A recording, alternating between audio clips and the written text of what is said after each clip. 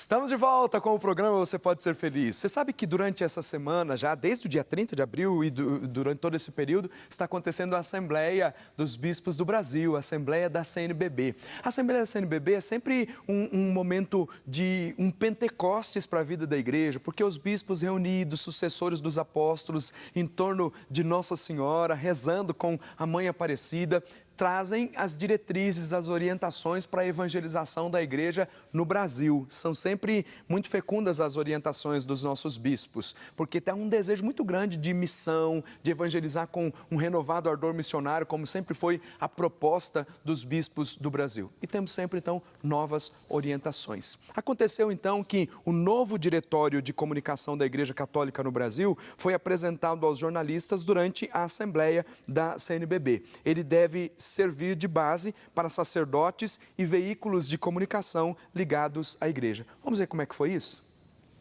Em mais um dia de Assembleia Geral da CNBB, o cardeal D. Orani João Tempesta, arcebispo do Rio de Janeiro, comentou sobre a aprovação do Diretório de Comunicação no último encontro do Conselho Permanente da Conferência. O Diretório de Comunicação da Igreja no Brasil é o documento de número 99. Havia uma necessidade de responder alguns questionamentos questionamentos seríssimos que existiam com relação à transmissão pela televisão de atos litúrgicos, as várias situações também com relação à comunicação, certas incompreensões do comunicador, né, de olhar a comunicação como algo um pouco negativo, etc. Com muita alegria saíram no Diretório da Igreja no Brasil, comemorando os 50 anos do Intermirifica, que é o documento do Vaticano II sobre a comunicação, que abriu a Igreja para outros documentos e para a preocupação com a comunicação. D. Orani também falou sobre o relatório final da Jornada Mundial da Juventude apresentado no Vaticano e também aqui para os bispos na Assembleia Geral da CNBB.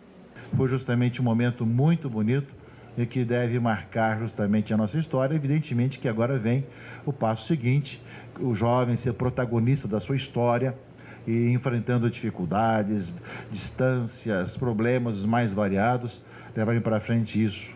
O Rio de Janeiro foi realmente um lugar que ofereceu ao Brasil e ao mundo a oportunidade de viver os jovens a bela experiência.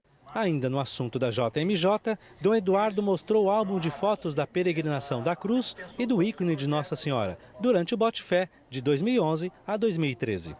Nós tivemos assim um trabalho muito grande de escolha de fotos, porque a gente queria contemplar todas as realidades pelas quais passaram esses dois símbolos, mas tivemos que fazer algumas escolhas. Nós fizemos separações de assuntos, fotos que passaram por ambientes religiosos, fotos que passaram por ambientes de dor, né, de sofrimento, como asilos, como presídios, como lugares, moradores de rua, e tantas outras realidades que têm gritado forte a nossa juventude, ao povo em geral, mas a juventude, por uma maior dignidade.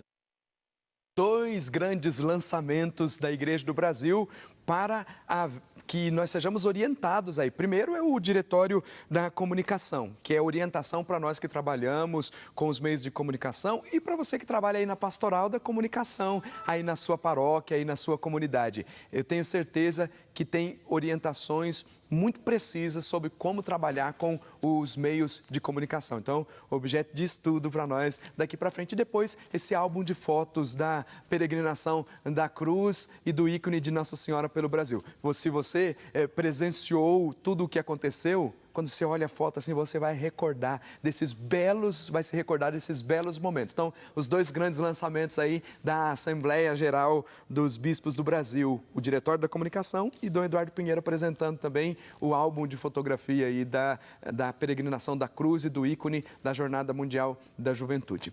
Muito bem, quero louvar a Deus porque essas imagens só podem ser apresentadas para você, essa cobertura de jornalismo, porque você, sócio fiel, contribui conosco mensalmente. Muito obrigado pela sua generosa contribuição. Deus abençoe e guarde sempre a sua vida. E você que ainda não é sócio, toma a iniciativa de ligar para cá para começar a fazer parte desta obra de evangelização. 19-3871-9620. E eu quero agradecer aqui a Rosângela Maria Nogueira, de Alterosa, Minas Gerais, que está participando comigo, pedindo oração para Rogério, Jéssica, Antônio Afonso, Etelvina, Rosângela e por toda a família. Cosma Brilhante, de Natal, no Rio Grande do Norte, Forte, rezando aqui por Tiago Kleber, Maria Betânia, Samara e por toda a família. Maria de Lourdes Lourenço Medeiro, de Cravinhos, São Paulo, pedindo também por ela, por Jéssica, em agradecimento pelas graças recebidas, pelo Evânio, Maria Aparecida e por todos os familiares. Graça Aparecida da Silva, de Dracena, São Paulo, pede pela saúde da filha Alessandra e pelo esposo Anedino, pelo Frei Hereudo, Alzira, pedindo também pela situação financeira. Lisete Wildner da Fonseca Gomes, de São Francisco do Sul, em Santa Catarina, pedindo pelas necessidades espirituais e físicas de seu filho Carlos Alberto, pede pela saúde do casal e agradece pelas bênçãos recebidas. Louvado seja Deus pela sua vida, pela sua história, e daqui a pouquinho eu continuo lendo as suas intenções, então não desiste de ligar para cá, no telefone 19 3871 9620, para enviar os seus pedidos de oração. Eu quero rezar, quero dar uma bênção muito especial para você e para a sua família.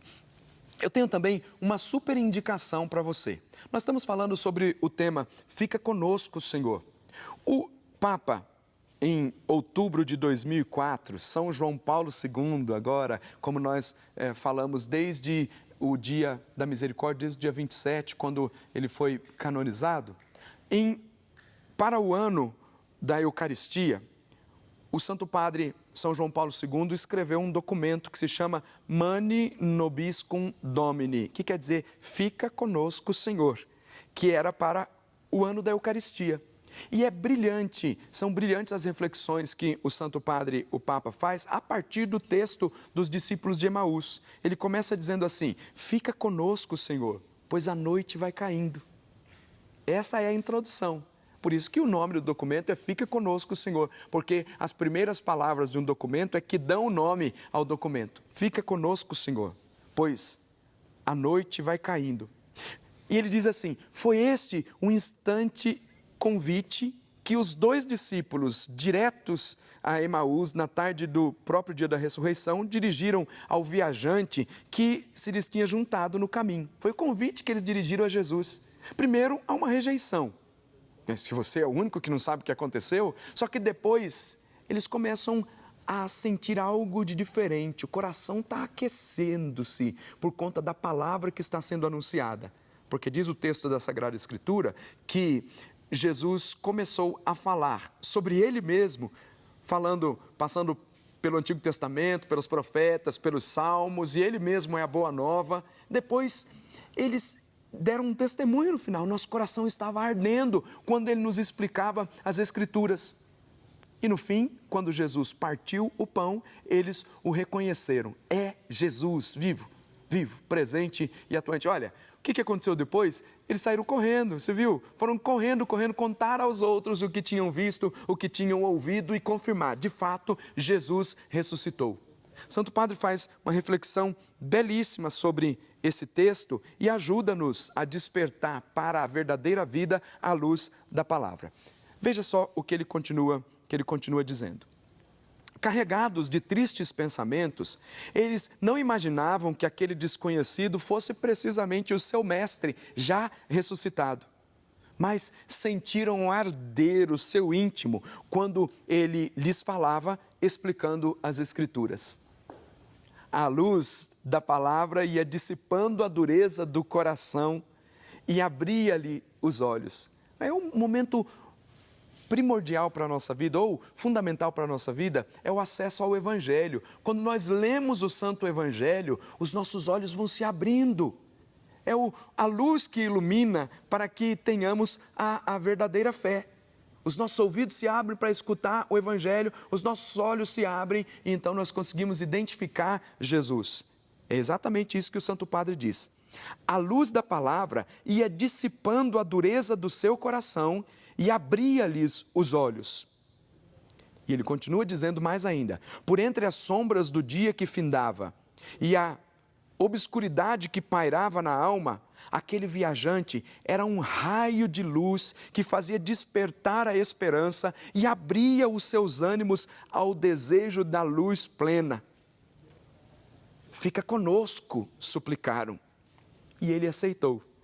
Pouco depois, o rosto de Jesus teria desaparecido, mas o mestre permaneceria sob o véu do pão partido, à vista do qual se abriram os olhos deles. Aquele Jesus que partiu o pão e que, ao partir o pão, fez com que os discípulos reconhecessem quem ele era, é o pão eucarístico que se reparte todos os dias nas santas mesas das nossas igrejas. Você quer viver uma experiência verdadeira com Jesus? Eu tenho lembrado sempre, durante esses dias, a partir da experiência da primeira comunidade, a comunidade apostólica, o que trazia ânimo para a vida desses homens? O que animava o coração de cada um deles?